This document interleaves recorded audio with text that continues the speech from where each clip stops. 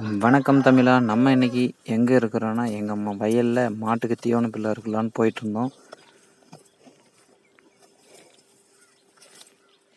அப்படி போயிட்டு அறுக்கும்போது தீவன பில்லில் ஒரு சின்ன குருவி ஒன்று கூடு கட்டி இருந்துச்சு.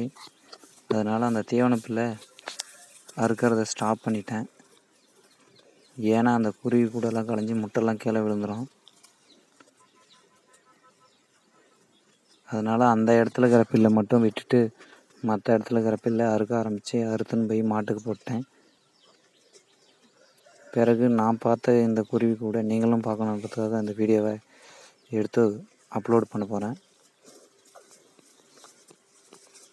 பாருங்கள், இப்போ குருவி உட்காந்துட்ருக்குது.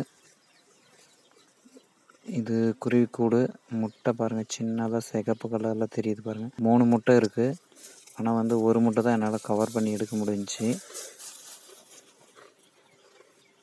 இது சின்னதாக சிட்டுக்குருவி. இந்த மாதிரி நீங்களும் எங்கேயாச்சும் குருவி இந்த மாதிரி கூடு கட்டி இருந்துச்சுன்னா வயலில் அந்த இடத்துல இருக்கிற பிள்ளை நீங்களும் விட்டுருங்க. எதுவும் டிஸ்டர்ப் பண்ணாதீங்க.